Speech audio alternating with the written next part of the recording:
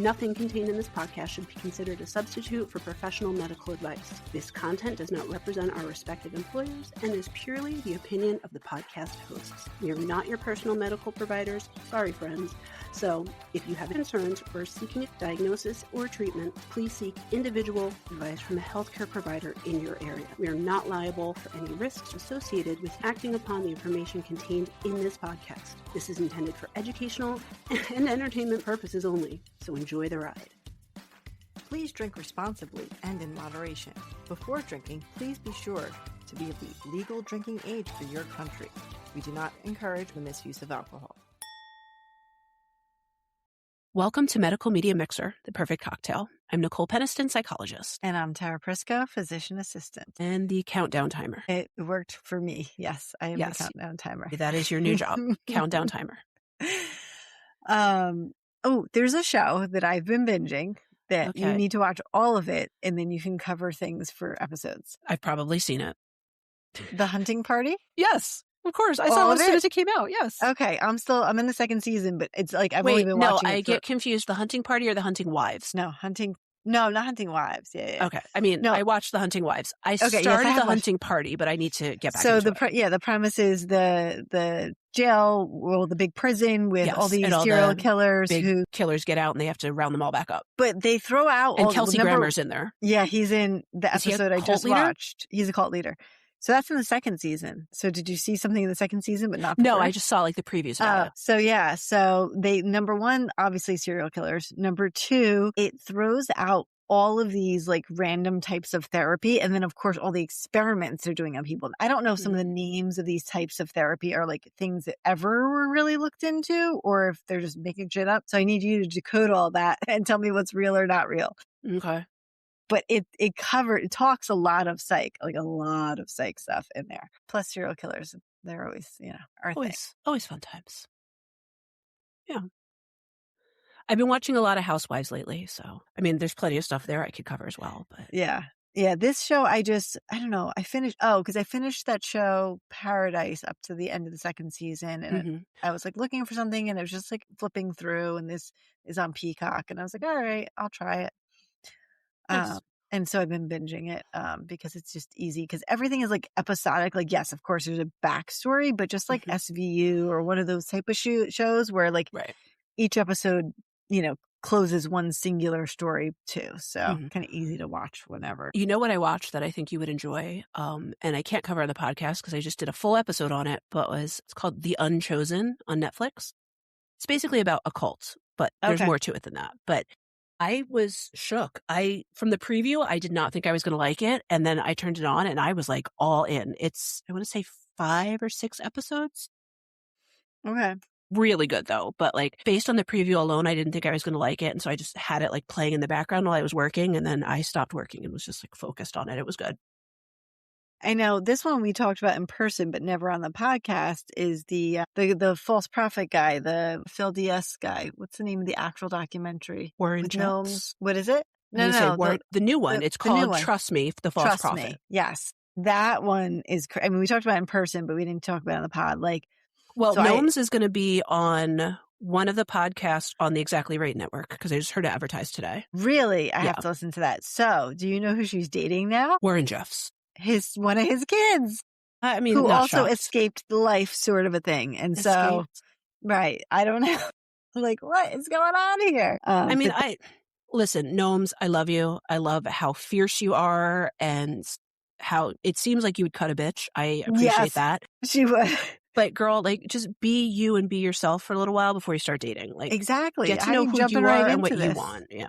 It's craziness. Yeah. But whatever, follow your heart, Love yourself, girl, as in the immortal words of RuPaul. If you can't love yourself, how in the hell are you going to love anybody else? See, who knew that RuPaul would give that amazing advice? I knew. I've always known. That's one thing we did not do was our drag names on our last call.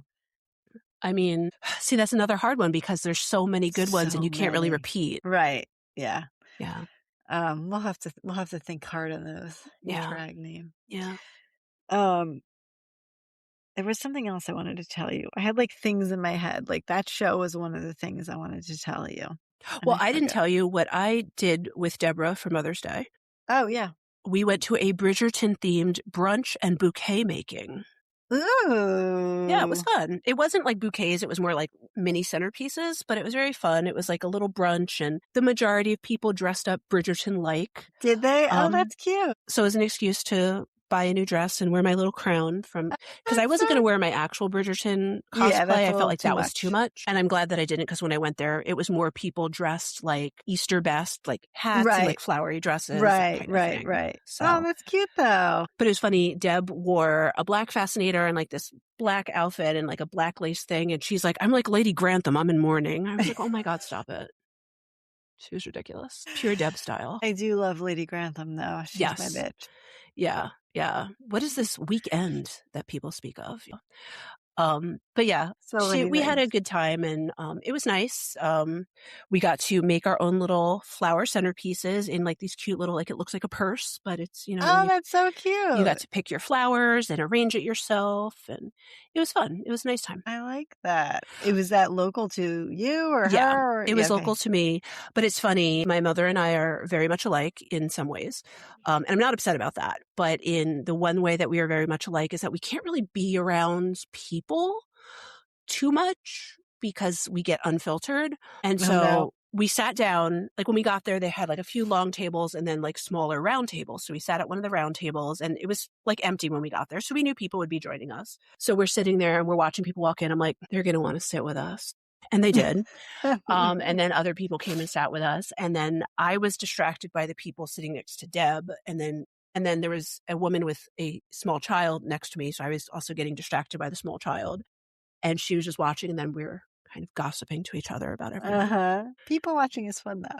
Yes. But it was fun. And they had like a cute little photo booth like you had at your mom's party. So I got cute pictures. And so, yeah, it was a fun time. And then we went for ice cream afterwards. Everything ends best with ice cream. Actually, last night I ordered like DoorDash Rita's nice Italian ice and custard. I was like, we need to end this day with ice cream. Yeah, I can't really eat ice cream, so I got a very small milkshake and drank like half of it. Yeah, but a little taste, just a little bit. Well, and I realized, I don't know if it's related to my undiagnosed GI issues or other multiple health issues that I had, but after I had and it was like small, it was like this big. I had like half of that. I just felt exhausted for like hours afterwards. Yeah. And like I didn't have any problems. I felt so tired. And I was like, well, I only had like a couple of drinks at the thing. It wasn't that. So Yeah. I think maybe it takes me longer to digest it and then that makes you tired. But that's why I don't eat that much red meat either. Because I definitely have made that association. Yeah, it's a little too much. Yeah. I like it, but then afterwards I regret it. Yeah, it's like, ugh. If I'm going to regret something after, it's going to be a drink.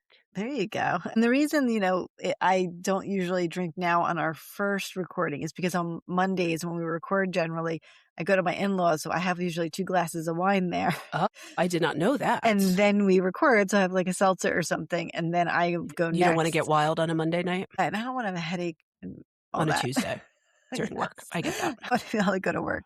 Yeah. Like in good spirits. Yeah, I'm not chugging this because I have a presentation and an important meeting tomorrow morning. Yeah, you have a lot going on tomorrow. I mean, it'll be fine, and I'm as prepared as I can be. It's way more than my typical Tuesday, so I'm feeling a little kerfuffled about it. That's a good word. Thanks, I try. Tomorrow I have to take oldest child for her math placement exam for her high school. Excited.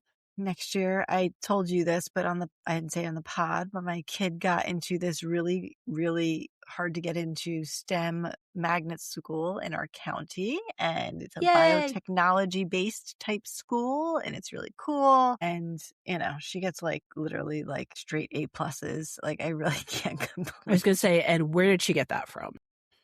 I don't know, because like honestly, I did well in school, but I didn't do like straight A plus and everything. You probably ranked higher than I did. Maybe just because I had more honors classes, so they pulled the ranking up. Yeah. But I literally thought I was stupid until I got to college, and then I was like, oh, I'm like the smartest person here.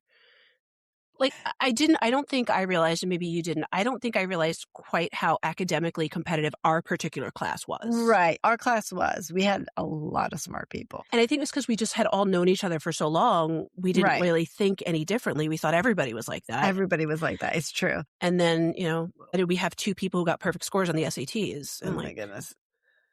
and one of them was high when they did, but good for them. Yeah, this kid, don't tell her I said this, but I think she's smarter than me and the husband. I think she's Oh, I'm naturally totally even telling smarter. her immediately. Get her on the horn. Come on over here, girl. Hey, you know what? She's gonna rule the world one day, even though she's a pain in the ass. She's gonna rule the That's world. usually how they are. Yeah, pretty much. So yeah, I get to leave work half day to go drive her over for that exam. So Fun. that's not bad. Yeah. All right. So I have today's topic, and my drink is super easy and light and like just fun. And it's like, it's called the Mountain Sunrise, and you can see by the color why it's called the Mountain Sunrise. For those who are not watching on video, it's orange. Yes, it is. And so what's interesting though is the whole story behind this cocktail is that it was, let me give you the exact details. So Mountain Sunrise, MS, is because the topic is going to be MS. I see what you did there. Well, I didn't even do it. Somebody did it. So in Arizona, there was this, it's in the Phoenix something website. Phoenix Mag.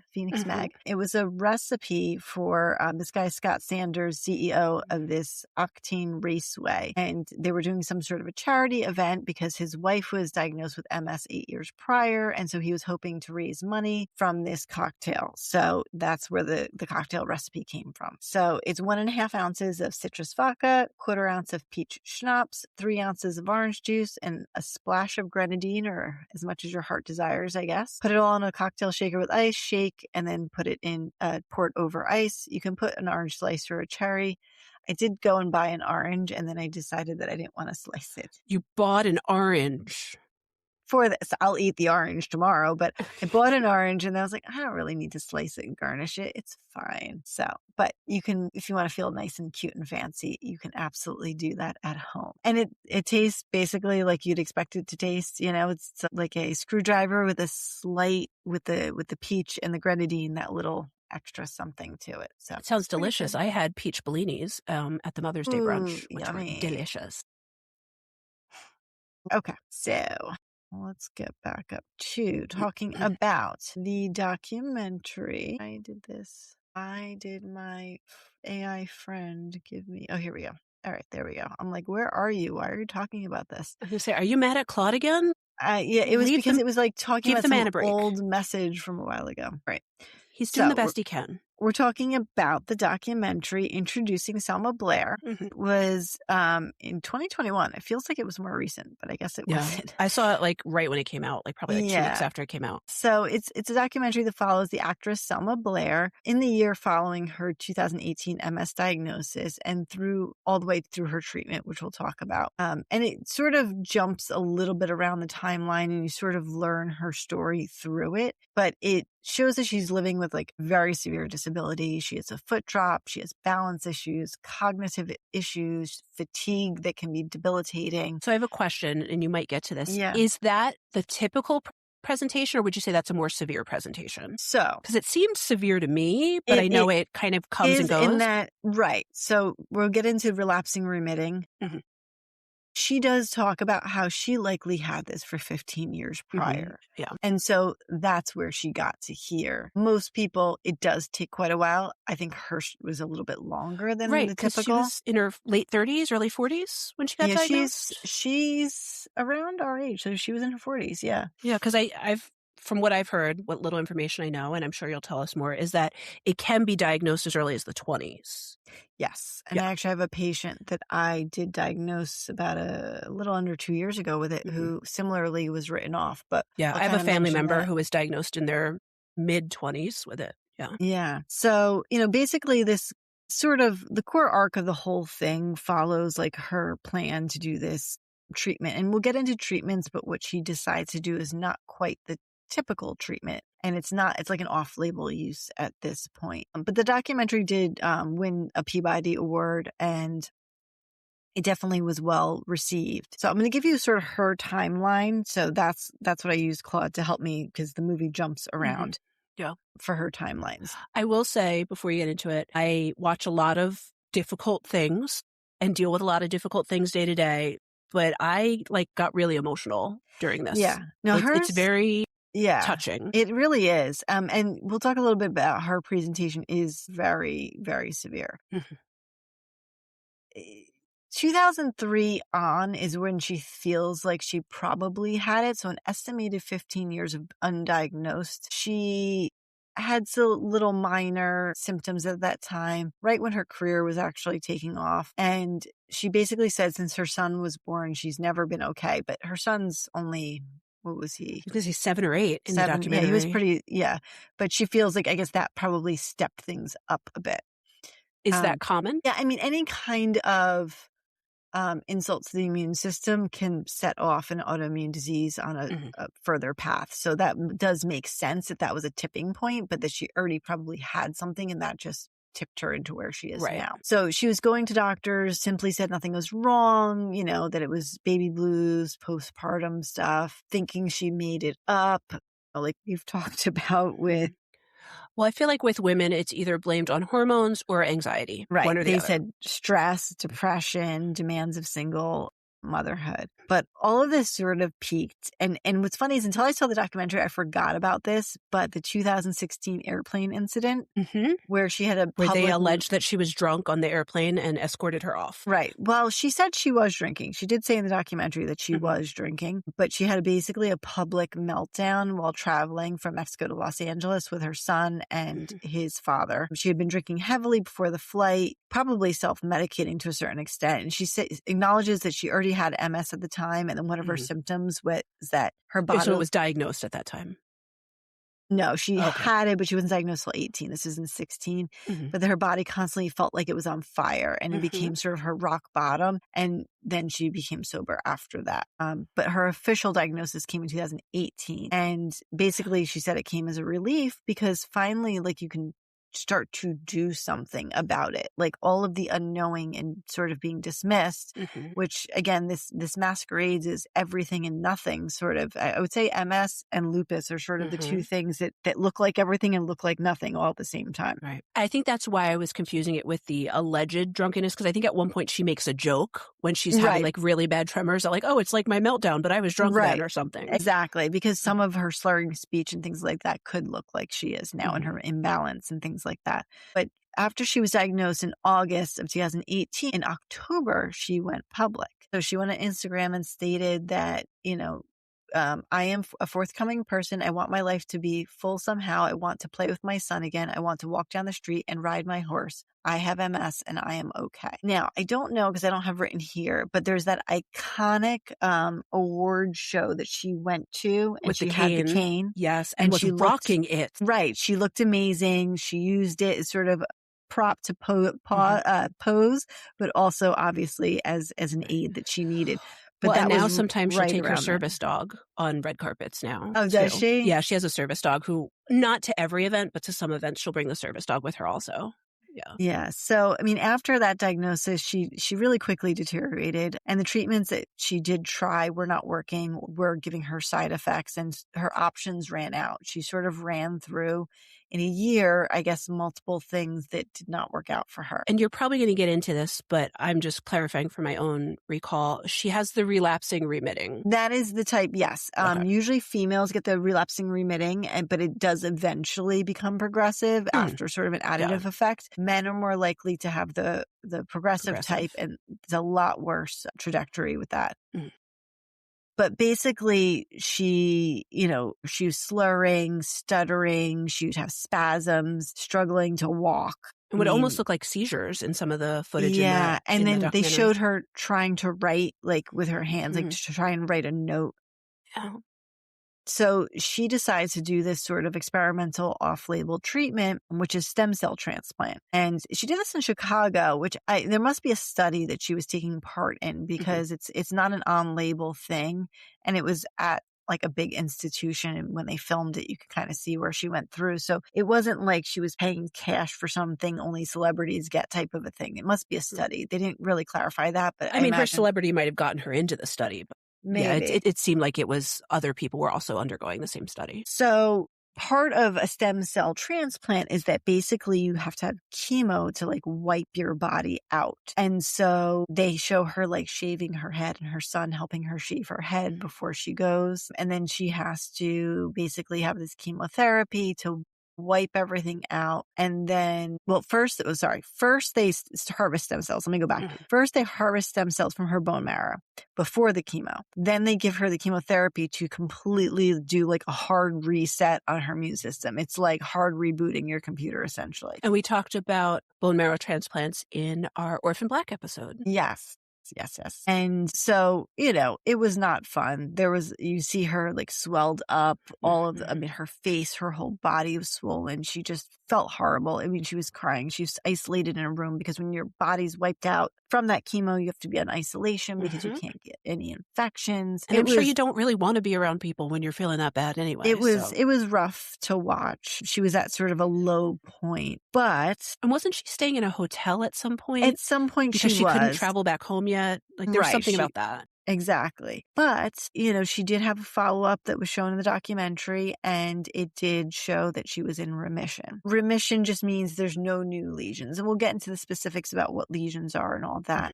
And now, post-documentary, she continues on IV immunoglobulin therapy. So that's an IV infusion of antibodies, essentially, every 2 weeks.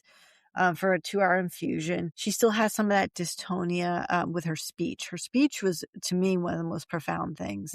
She still uses a cane, but she was interviewed on the Today Show saying she's feeling well, she's tired, but that's kind of where she is. Yeah, and she's been a really big support and advocate for Christina Applegate, who more recently came out with her MS diagnosis, and apparently the two of them have really bonded over that. Yeah. I find it interesting. So I don't know if you remember this part of the documentary, but when she's doing her intake for the study, I think she's already been accepted, but she has to go and do new scans and new this and new that. One of the doctors she saw wasn't like the main one, wrote her off and thought it was like factitious or no, they thought it was a functional neurologic disorder. Which often gets lumped in with factitious disorder, unfortunately. And, I understand that her physical presentation is a lot more significant than we're used to seeing with MS. It is. I mean, I believe, but she had lesions on her brain. So. Well, and I have a theory about why she was written off. Because she's a famous actress. And there were cameras following her.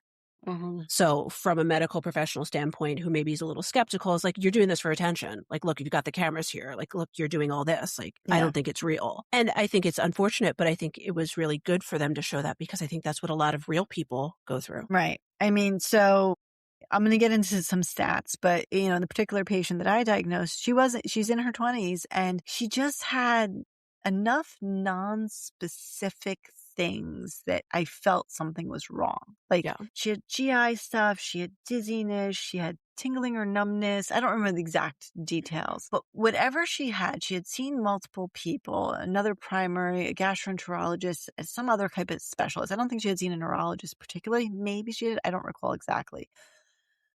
But I was like, and I've heard from different people about those initial symptoms can be very different. Like I heard of one person who lost their sight. Temporarily. It was for like a day or so. Optic neuritis is that's actually one of the most telling ways to diagnose it. That's actually one that actually is easier to figure out. Yeah. But yeah, I've heard the same thing of, these random cluster of symptoms and people get misdiagnosed or blown off. You'll probably get into it, but if not, because I know strangely a lot about MS for no good reason, but I know that studies have shown that it is more likely to happen in the northern U.S. versus other parts of the U.S. I did see that, and I don't know exactly why. But and I think that's the thing. They don't know exactly why, so it's kind of just this like one-off fact thing about it. Yeah. And this particular patient, I just said, let's do an MRI of your brain. And then boom, the reading came back, and I was like, oh no. And I did send her to a neurologist, and then they did, the other studies is MRIs of the whole spine with contrast, and then they do these other things. They can do a lumbar puncture and different things. She didn't get an official diagnosis. She was on sort of a watching, waiting thing. Until she came in again with new symptoms. And then I was able to call her neurologist, and then they got her a new scan to show a new spot on her brain that wasn't there before. So it confirmed in time symptoms and a new lesion. And that is really the definition of how you get like a diagnosis in some circumstances. And that's the unfortunate thing, is that you have to wait till it gets worse till someone believes you. Right. Well, MS affects approximately 2.8 million people worldwide, with about 900,000 in the U.S. Strikingly, more North America, like you said, and Europe. Usually, and I've heard it's even northern North America, like more often Canada, top of U.S. versus like and South America. It says there's a strong latitude gradient. Yep, MS is more common further from the equator. And tends to be mostly in Caucasians. Women are affected 3 to 1. And the average age of diagnosis is 32, although it's typically presents between 20 and 30. And the prevalence has gone up about 10% since 1990, but probably more due to better diagnosis. That's what I was thinking.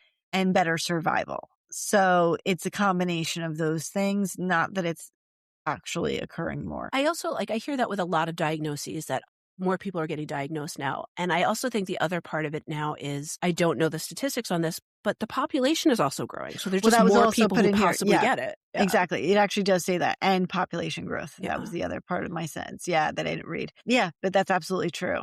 So, MS symptoms, like we mentioned, can vary very widely. It really depends on what part of the nervous system. So it affects your central nervous system. So that is your brain and your entire spinal cord. I'm smiling because I know all this stuff. I know you know can all do the doctor brain side of it and nervy stuff. Nervy upper motor neurons, lower motor neurons, all those things. Demyelination, the myelin sheath. Correct. I told you, I know way more about this than I need to. Well, because, nerves in the brain, it's important stuff. But vision problems, like you said, blurred vision in one eye, something called optic neuritis. So you have big nerves that come from the back of your brain up from your optic chiasm and come up to your eyes. And so those big nerves, the optic nerves, are one of the very most common ways that this can present. And again, it's not pathognomonic because you can have optic neuritis and not have MS, but there's a high percentage of people who have optic neuritis that they are going to get a diagnosis with MS. So that can be one of those things that if you've got this, you've got to have all those alarms going off in your head, like this needs to be looked further into. You can have sensory changes, so just numbness or tingling in one section of your body, or pins and needles. Simple things like neuropathy in your hands or feet can be, and there's so many things that can cause neuropathy.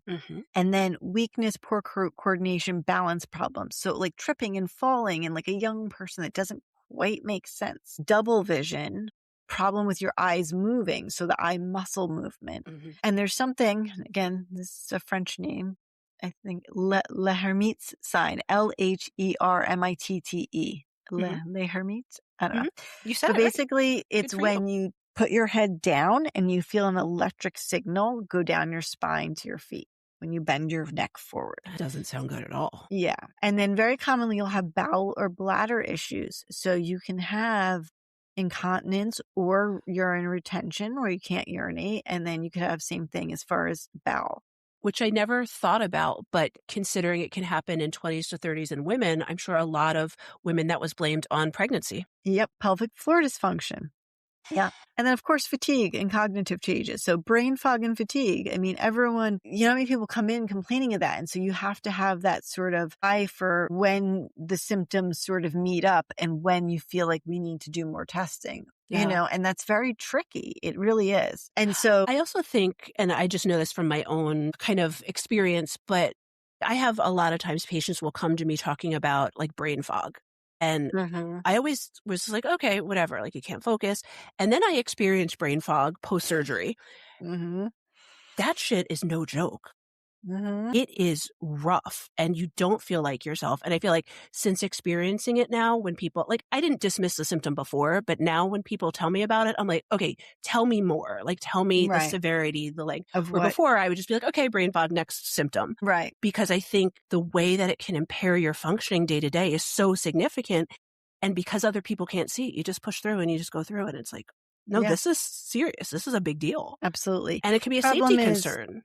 there's not like a definition of that, right? So it's Exactly. It's a difficult feeling. to pinpoint. Exactly. And so like we said, these symptoms develop over hours to days. They reach their maximum severity within 4 weeks, and then they can improve. So you can have that symptom by the time you're getting your first workup for it, or even getting in with somebody. Waiting for an appointment. Yeah. It can improve. And that's why we call it relapsing and remitting. Exactly. So 85 to 90% of patients have relapsing remitting MS. Not relapsing at all. No, those are attacks and then periods of recovery. And like a lupus flare-up or things like that. Right, a flare-up. The difference with this is after a certain period of time, well, I guess similar to lupus too, that some damage is done eventually. And then the primary progressive is the other part, which is much more like a gradual worsening steadily from the beginning to the end, more prevalent in males, much worse outcomes with that. So like I mentioned that MS the criteria, it's called the 2017 McDonald criteria. So it has to demonstrate, like I was saying. Do you get a Happy Meal with it? That the lesions are disseminated in both space and time. So that's what I was just talking about with that patient, that the lesions have to be in at least 2 of the 4 CNS locations. So CNS is central nervous system. So periventricular brain, cortical or juxtacortical brain, infratentorial brain, or spinal cord. So 2 out of those 4 areas have to have lesions on them. And then evidence that these lesions have occurred at different times, meaning there wasn't something here, now there's something here. So a new lesion on a repeat MRI, or a simultaneous presence of both active, so they light up with the contrast, and old. So that can also show time. Yeah. Because I guess the older ones, it's more of almost like a scarring. Yeah, so they don't light up. So enhancing with gadolinium is the kind of contrast you use with MRI. So a gadolinium enhancing, it would be lighting up. So brain and spinal cord MRI, so top to bottom, will show what we call white matter lesions. And usually the radiologist can say, could be, they're always going to write, white matter lesions are very commonly found. Could be ischemic, could be migraine, could be inflammatory, could be demyelinating. And when you see demyelinating, you're like, wait, is this MS? And then do I need to be working this up? So are there other demyelinating disorders? So MS is the main one. There's another one, CDIP. I feel like I was taught it, but I don't know. Yeah, CDIP is another one. It's similar, but not exactly the same. But that's the other main one. So another thing they use in the diagnosis is they can do a spinal tap to get cerebrospinal fluid analysis. And they're looking for very specific things called oligoclonal bands. And then, of course, a neurologic exam. And if you've ever seen a neuro exam done, it sounds crazy the things they have you do, but every little thing in a neuro exam that you do, like physically examining somebody, can mean something. And I remember when we were at school being tested on like practice exams on people. The neuro exam has so many things you had to remember. My favorite was when you have to stand behind someone and snap and see if they know which ear it's coming from. You have them cover their eyes. You check the quadrants. So much stuff. So many things. What's interesting is one of your cranial nerves is for smelling. So we used to have to keep a little bag of coffee in our thing. Well, see, you did coffee. We had like several different, all really bad smells. Really? Yeah. And then they would have to like, one would be like way too sweet. One was way too sour. Like they were very distinct, not pleasant smells. And they had to be able to name them. Okay. So, and then you have to, of course, rule out alternative diagnosis. So other conditions, infections, other vascular things going on. And basically it's an autoimmune disorder where the immune system mistakenly attacks the protective myelin sheath. So myelin, if you think about, nerves are like electric wires, and electric wires, as we know, have usually some sort of a rubber, whatever, coating on them to protect them from things, banging into them, messing them up. So the myelin sheath is that protective coating around nerve fibers. And so essentially when it's damaged, the nerve signals don't transmit as well because there's like a little ding in there, like the nerve got dinged a little bit. And so it involves a lot of cascades of things that happen. T cells and B cells become activated. They go across your blood-brain barrier. So that's like our peripheral body and our brain have sort of a system where certain things shouldn't get through. And then these inflammatory cells cause this whole cascade of more immune cells and so on and so forth, and it becomes sort of a vicious cycle. And so that destruction, around the nerve fibers and then damage to the nerves themselves. Some things can repair a little remyelination. You can't repair a nerve. They can somewhat remyelinate, but not completely. Mm-hmm. And so it's basically the inflammation is occurring everywhere. So your brain is on fire, sort of, as we talked about in that other episode. Called Brain on Fire. Correct. But those like plaques, those lesions, are the specific things you see, but there's just all kinds of inflammation going on all at the same time. So, it's systemic is what you're telling us. Yeah. And how do we treat this now? So we've come a long way. If you met somebody in the 80s or 90s with MS, you're like, oh, wow, sorry. Now you can live with MS. It is not a death sentence like it used to be. It's not easy. And as we see from her, portrayal of this is complicated. But in the early 90s, there was a first treatment where these interferons were injectable. And then later on, they developed these immunomodulators. Now there are some oral medications as well. And then now the newest generation are monoclonal antibodies, which there are a million. Every commercial you see on TV is for a monoclonal antibody for eczema, for Crohn's, for psoriasis. But essentially, that's a new way of creating drugs. That's too much pharmacology to get into there. Wait, what did you call it? Myoclonal? Monoclonal. Okay. I was thinking of myoclonus, which is that's a sign of a neurologic exam. So some of the treatment approaches, like escalation strategy, is start with low risk medication, escalate if the disease activity continues. I think in a lot of disease processes that are autoimmune in nature, this has flipped on its head, and now it's more about early intensive therapy. Start with something that's very highly effective, and then you can always back down, because that's more preserving of your function. So we know that it's progressive. So it's like, might as well hit it with your best shot. Right. So that goes for things like Crohn's disease, for rheumatoid arthritis, things that are destructive. By hitting it hard now, stopping the destruction. And if you can back off later, fine, but just stopping the destruction for now. For an acute relapse, high dose steroids, and usually intravenous steroids are the answer. Oral steroids are typically not enough. I mean, you can, but they're going to be very, very high doses. Do the IV have the same side effects as the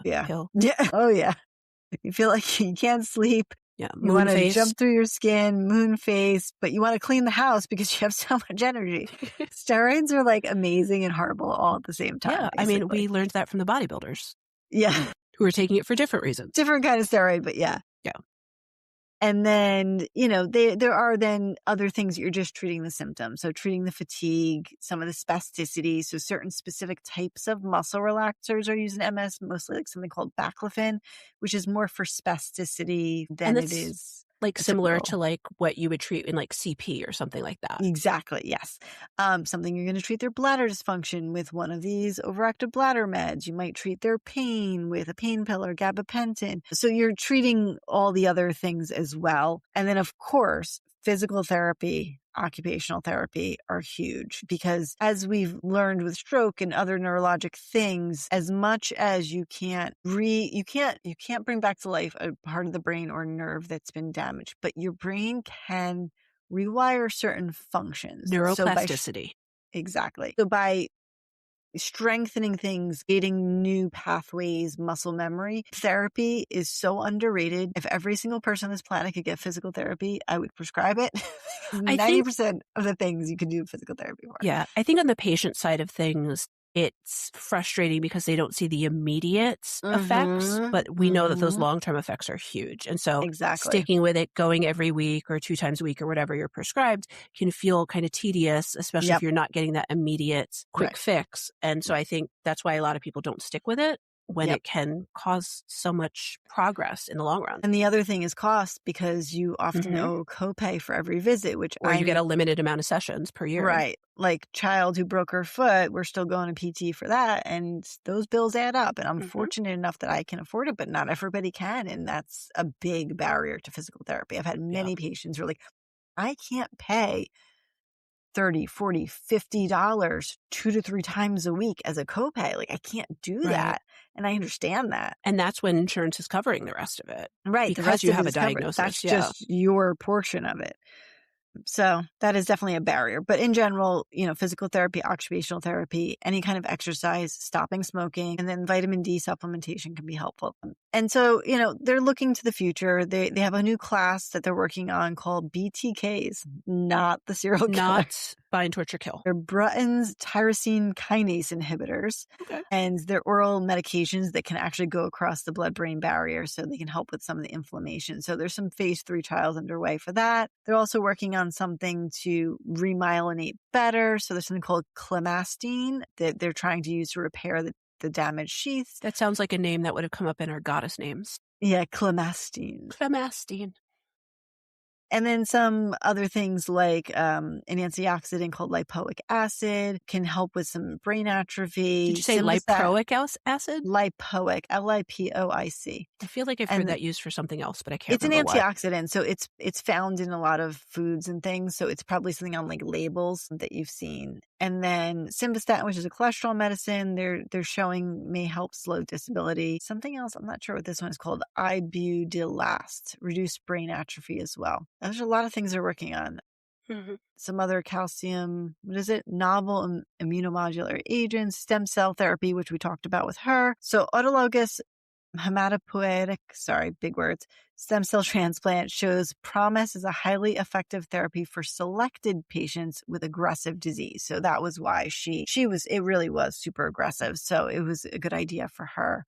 And they're looking into using things like viruses to help with this. So Epstein-Barr virus, which is funny because that's the virus that causes mono and is implicated I'm also laughing. I was like, it's not the Epstein you guys think it is. But it's implicated in causing some cancers and some other things. Mm-hmm.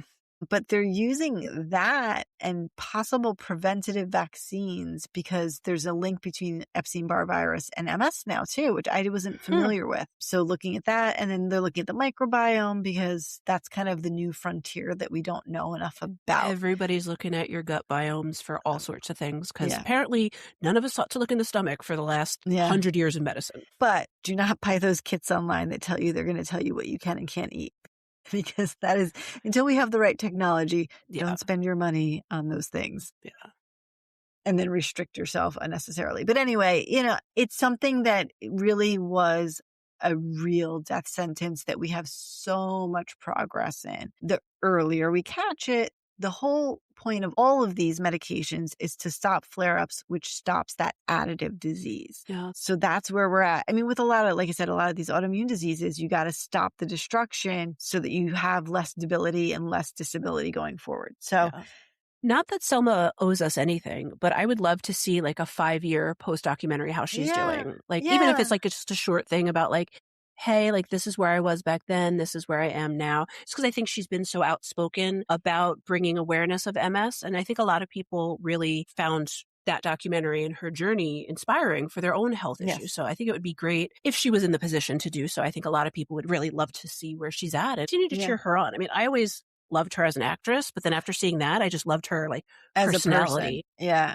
She definitely, even though she has low moments, she definitely, I didn't realize how much she has humor. Yeah, gosh, she really uses humor to get through a lot of things. And one thing that has nothing to do with the MS, but she does talk a lot in that documentary about her childhood trauma and how, she didn't, even though she's a famous actress, she had a lot of stuff that she had to get through to become famous. And then, this kind of snuck up on her. She was definitely of like that. She was a 90s it girl. Yeah. Kissing Sarah Michelle Gellar. Intentions, people. Watch it. That was like one of the first big like on-screen like female to female kisses that like was not like X'd out and was like a big if deal. You want to see a young Ryan Phillippe, a very young and a young like Reese Witherspoon. This was before they got married and had babies together. Now their babies look exactly like them. Yeah, which is scary.